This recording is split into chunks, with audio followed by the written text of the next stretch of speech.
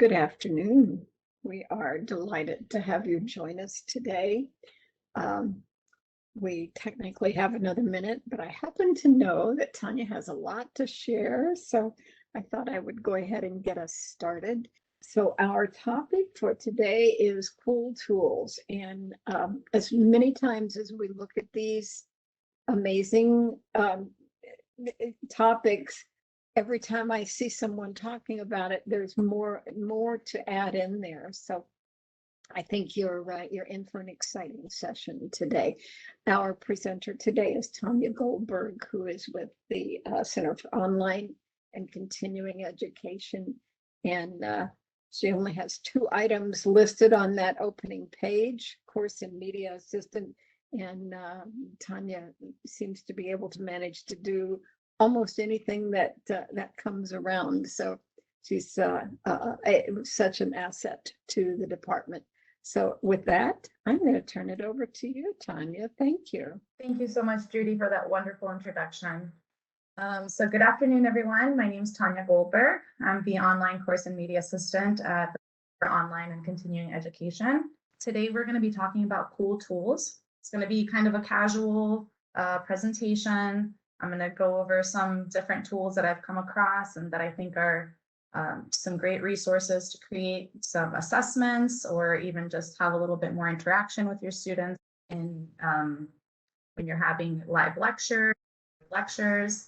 And so let's get started. So cool tools. We're going to use basically free. Most of these resources that I'll show you today have a free component to it, and then they'll have a component where if you wanted to, do a little bit more, you would have to pay. Okay, so how to motivate your learners before, during, and after an e-learning course. It doesn't have to particularly be an online course, also in regular face-to-face courses. You want to lay the groundwork, you want to communicate your expectations, know your audience, design for active participation, and you want to use a mix of instructional strategies. So for my tips here, I have variety, creativity, and guidance. Those are the 3 main things that I believe are important. So it's, you don't want to have in every single, lecture or module, the same exact assessments, the same exact lectures. You want to kind of mix it up, give a variety, get creative. That way you make it fun for your students and you keep them engaged. And also guidance. I think guidance is very important because we, as students, we want to know, what do you expect from us? What are we going to do to get the best grade possible? And in knowing that, we have the confidence to go and do the best that we could possibly do. So those are my tips for creating assessments. And then we'll move into PowerPoint. So there is so much that you can do with PowerPoint today. There's about 22 different add-ins that you could add into a PowerPoint.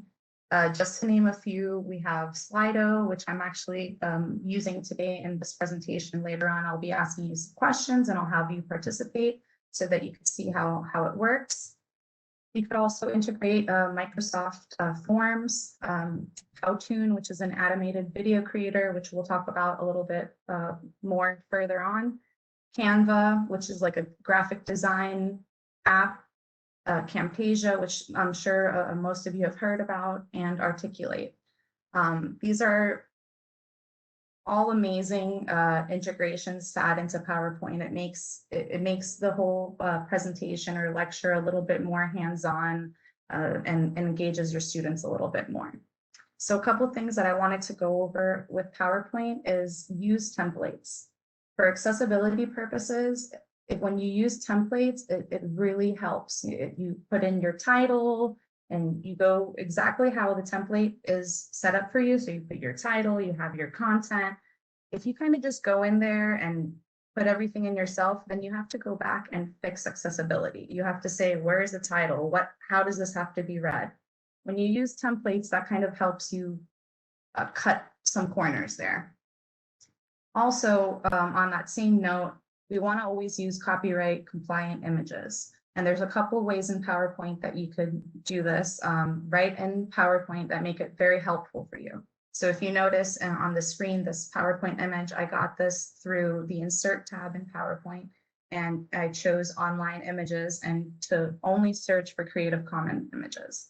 And when you insert the image, it actually puts the attribution right in for you at the bottom.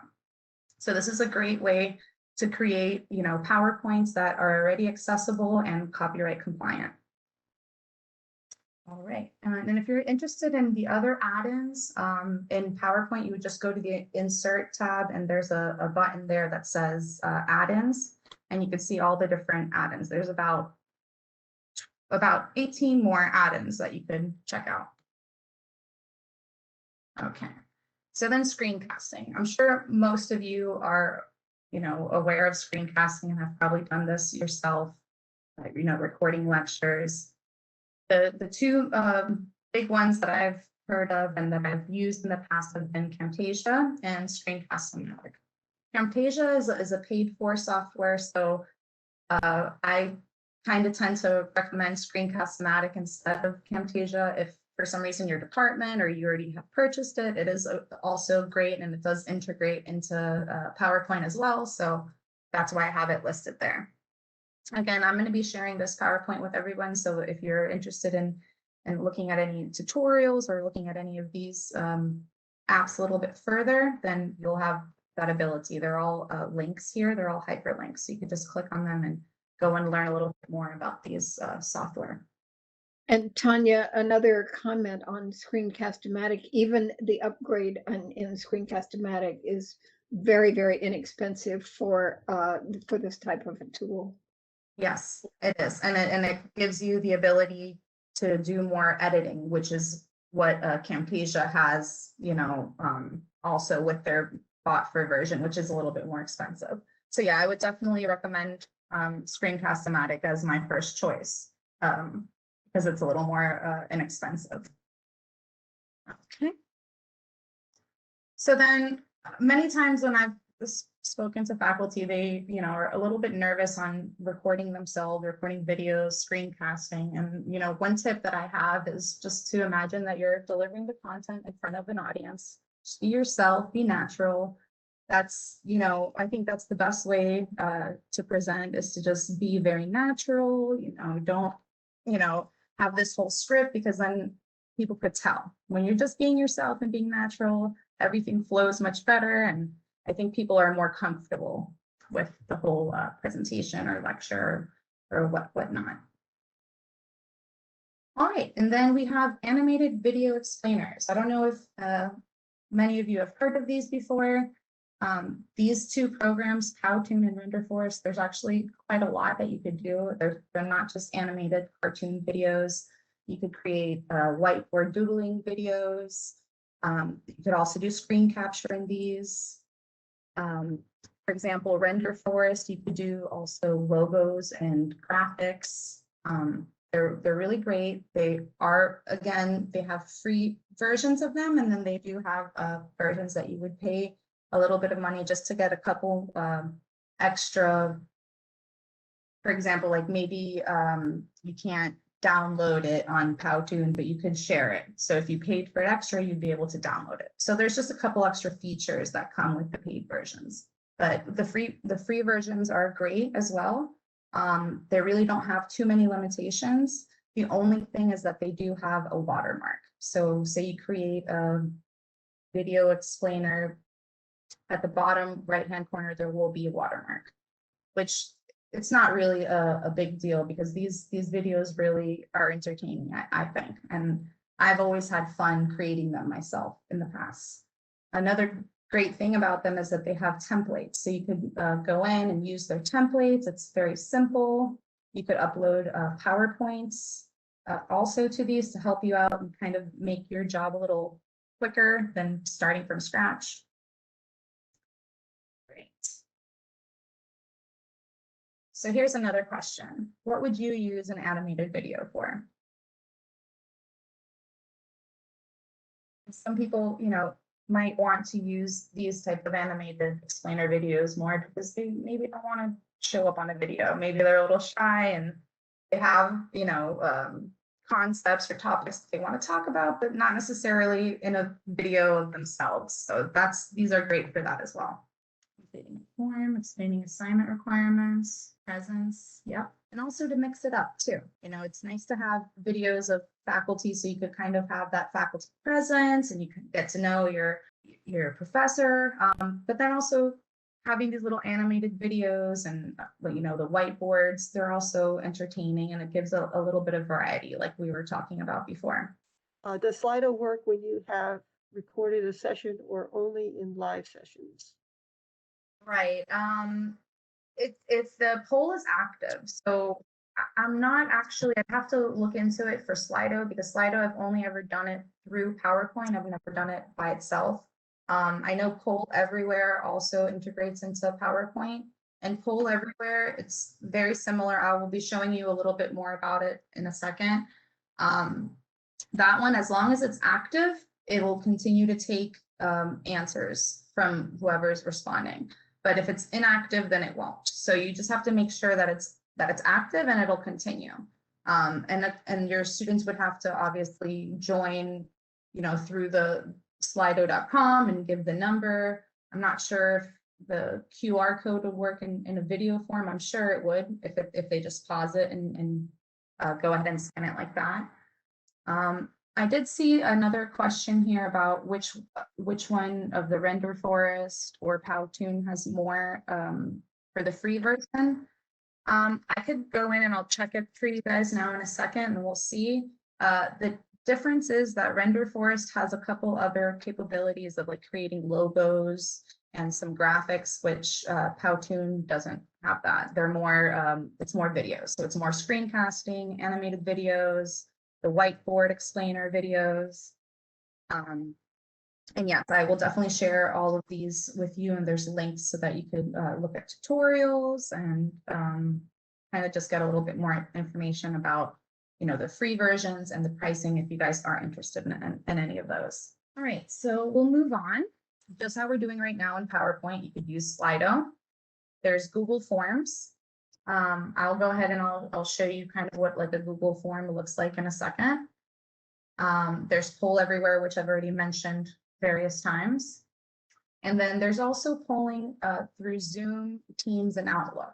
And I'm not sure if any of you have known those before. So in Zoom, maybe more of you are familiar with that since a lot of us have been using Zoom for, you know, our virtual sessions. But you could actually do polling through Teams as well. You have to add it.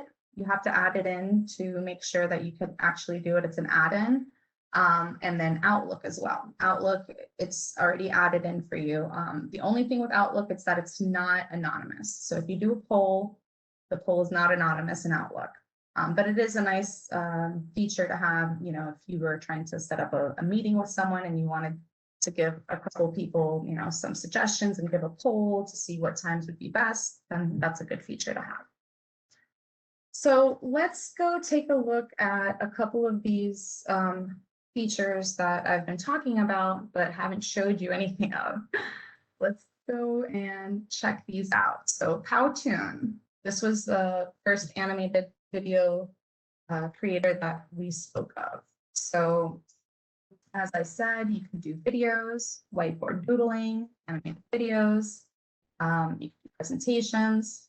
All right, so let's go and see. So the pricing, this is what we were interested in, right? So there's, these are the pros and for the agencies, but then if you want to look at what's free, so what's free, you could export the videos. Of course, it's going to come with that branding with the logo. There is a max minutes, which it isn't terrible because, you know, we recommend having videos of 20 minutes or less just to keep that attention of the student. So if you have, you know, a short video that you want to explain and you could do it through an animated video, then this would be great. You could do up to 100 recordings. You have 100 MB storage. And you also get some royalty-free music and images. So as I was saying, that there's some templates that you could use. So there's some royalty-free images and music that you could also integrate into these videos if you're interested. So that is Powtoon. And Render Forest was very similar. You could also create those animated videos, as I just explained, but you could also create logos. And there's also like other graphics that you could create too. If you wanted to do like a flyer or something like that, you could definitely create that here in Render Forest. Let's look and see at the pricing to see what's different here. So here it looks like Render Forest is giving you a little bit more storage space. Again, only up to like 3-minute videos. You do have access to stock videos and music. And again, you're going to have watermarks on everything. The logos, you have unlimited. Now it's not going to be a high quality logo, but it's free. So that's why it's not the high quality, but you still get unlimited low quality logos in a PNG format. And what else do we have? We have websites. You could create a free website and graphics as well. I haven't actually used the graphics or the website, but I have created a logo and I've created videos before, and it's really simple and it's actually really fun to do as well. Next thing is infographics. So one really cool tool that I like to use a lot is Canva. I've used it in the past to create like the little flyers for events. You could create infographics, brochures. You could actually create also GIF in Canva. Again, it's a free software, but it also has the paid version. So a lot of little images and icons that you could add in are free, but then there are some that do come with a cost. It's maybe 25 cents, maybe $1. It all depends on, you know, how far you want to take it. But with what they give you free, you could do a lot, and it's a great tool. And you could download them in a PNG again or JPEG format. These other two I haven't really used too much, but as I was looking for a couple more tools for this presentation, I found these ones. So there's also one called Infogram, which is also free, and also Visme. So these are two other programs where you could create infographics. In Visme, you could also create charts and graphs. Yeah, we do have the Microsoft Office suite available. Everybody has that, right? So, and like the Microsoft Forms, we have that available to us. The Slido, it's not something that you have to pay for either. You integrate it. So many of these you wouldn't have to pay for it. The ones that you would have to pay for would be like Camtasia. And again, if you wanted to have like an upgraded version of the Powtoon or the Render Forest. We don't have licenses with any of those that I know of. But yes, definitely talk to your department. They might have something that you don't know about, and definitely let you know what those are. Or as Nicole mentions, to reach out to OIT. There may be Or some yes, that we're not aware of that are available, but yeah, and that is MediaSite is definitely free for you. It is yes. part of our it's a part of what is provided for us. Okay, so the next cool tool is digital flipbooks. So this could be used to say you have a PowerPoint that's, you know, quite large, and you kind of want it just to make it a little bit more interactive and make it into a book. This is a great tool for that. You just go in and you upload the PDF, and it creates a little book for you. You could put different features. So you can make it look like a hardcover book or not a hardcover book if you'd like. And I just think it's nice to have, like I said, a little variety. Instead of having just a regular PowerPoint or PDF, you would have a flip book. So here's another cool one to check out. And then we have interactive worksheets. So there's two websites that I found, Wiser.me and Live Worksheets, where you can create these interactive worksheets. The Wiser.me one, the whole thing is that they could grade themselves. So that's like what really brought me to that one, because I sometimes, you know, hear that there's so much grading, and whenever I could find a tool that'll help out my faculty with that, I definitely like to bring that up. So that's one to look at, Wiser.me. And then this Live Worksheets, they actually have already like a whole library of interactive worksheets that you could get. Now, these worksheets go from, you know, first grade all the way until 12th grade. And then there's also, you know, some higher learning worksheets too that you could look for. Maybe not too many of the higher ed ones in the live worksheets, but it's great to create one of your own if you'd like as well. They are not like in spreadsheets. That's more of a form, right? Here, let me go and show you so that I could give you a better idea. So these are like some of the ones that the community, I guess this Wiser Me also has ones that you could just use that other people have created.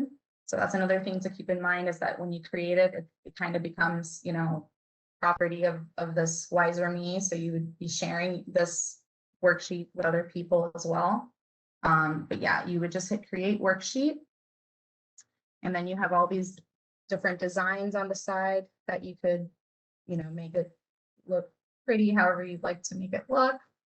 And then you could add in the activities. So the other tool that I was talking about earlier, Canva, if you had some type of a design in Canva that you wanted to import into here, you could do that. If you had already a worksheet in a Word document that you wanted to import and make it interactive, you could do that as well. Or you could just create it right in here. So you could add in open questions, multiple choice questions, fill in the blanks, matching, all different types. And so that's how it's kind of created. You could add it to your drive, or you could also share it. All right, then we have collaborative whiteboards. So there's a couple ones. This Miro actually was brought up by one of my colleagues, and it's a really fun collaborative whiteboard. It has little widgets and sticky notepads that you could use. The only downfall of both of these is that you only have up to 3 whiteboards for the free version, but they're great. We've used them many times in our department. We all could go into the whiteboard and you can see everybody working at the same time, collaborating. And so it's definitely a great tool to have. You could have your students get together in a group and have them work together, and then download the whiteboard and submit that to you as an assignment. So yeah, there's many different things that you could do with this collaborative whiteboard. I would definitely check both of these out. There's also whiteboards available through Zoom and Teams. So if you were having a virtual session with your students and you wanted to put them in breakout groups and have them work on a whiteboard, you could also do that in Zoom and in Teams. Okay. Then we have video discussions. Sure, some of you have heard of Flipgrid before. It's been around for a bit. It also integrates into Canvas. And basically what it is, it's an online video discussion board where you would create a topic and you would have your students respond to that topic through video. And that way all, the students can see each other and respond to each other either in a video comment or in a written comment. So it's just a nice way to change up the discussion boards a little bit. Then we have interactive videos.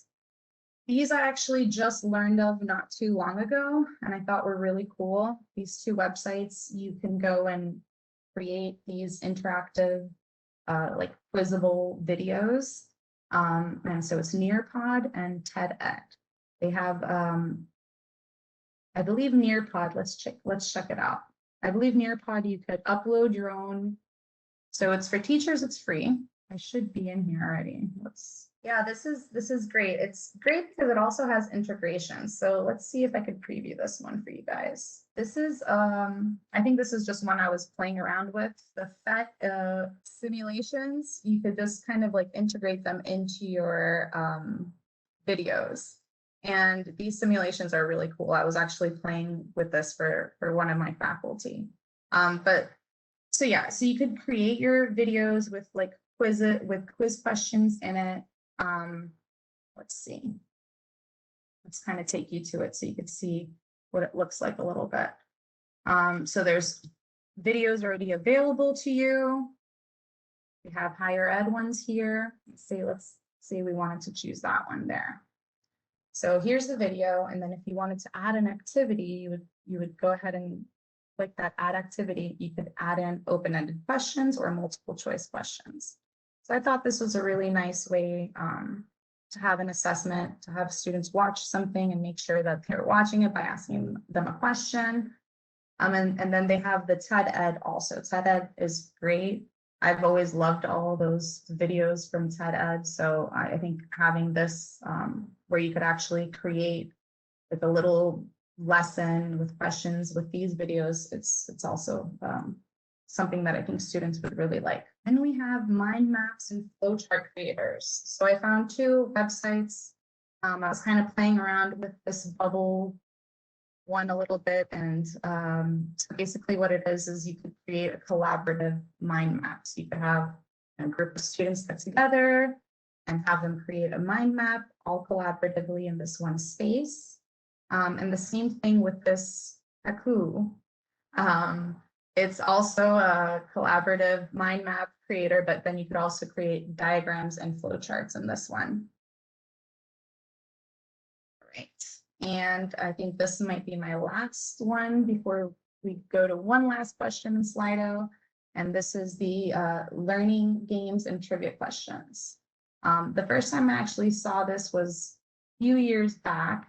And it was actually, or maybe more than a few years back, it was actually in one of my classes. And some of my fellow students were presenting on a topic, and they presented this Kahoot where they did a couple trivia questions, and I thought it was really cool. Everybody joined through their cell phone and answered these questions, and then you could see everything happening in real time. So you see who got the right answers, who got the wrong answers, and I really thought that that was a cool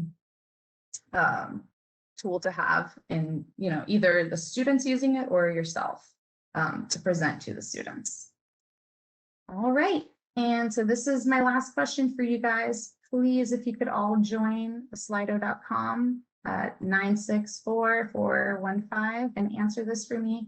What other cool tools do you know of that I didn't show today? We want to know about all of them possible. So if there's anything that I didn't go over today that you know of that you think would be something valuable for us to know about, please add in your response. All right, so we have still searching, and that I'm not sure if I'm pronouncing that correct, the Kaku or whatnot.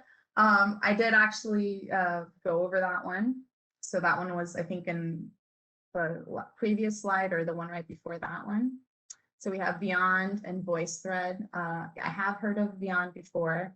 I didn't add that one to this because it's not free. There's not a free version. I think you get like a free trial of maybe 14 days, but then that's it. So I didn't want to add that in and then tease you when your 14-day trial expires. Yep, the TED Ed. We did have that one in there. All right, cool. So maybe I've found all the free ones that are available for now. Is there any questions anybody has that I could go in a little bit more depth of any of these tools for you? Is Kahoot free? Let's see. So yeah, so the free version allows up to 6 sheets. You have the templates and shapes are provided. You can do PNG exports, unlimited users, it looks like, and you can comment and chat as well. So it has a lot of features for free. What it doesn't have is real-time editing, multiple export options. So, I mean, I think the free version actually has quite a lot. And even the ones that are paid for are not super expensive either. So it's actually a nice one. What's my favorite flowchart creator app? Honestly, I have not used these very much myself. The bubble mind map one, I kind of opened this one up to check it out and see how it is. And it seems pretty friendly. You just, you know, start in one spot, you start typing in, and then you go, you know, either to the right or down, however it is that you want to create that mind map. It's pretty self-explanatory. It's pretty easy to use. You could share it. And I believe you could also, yeah, you could save it as a JPEG or a PNG. Let's see what the upgraded version has. I don't think it's too much more. So for the upgraded version, it's $4 a month and it gives you unlimited mind maps. For the free basic one, you get 3 mind maps, you get the image export, and you could share them. So that's the details with that. Like I said, I haven't really used them to give you which is my favorite. So I guess my advice would be to just go check them both out and let me know what's your favorite. Thank you, Tanya. This has been just delightful. What a great listing of tools. There's some I'm going to try out along the way here. So thanks for everything. And thanks to all of you for joining us today and spending some time with us today. I appreciate your input. Thank you. Thank you all so much for your time.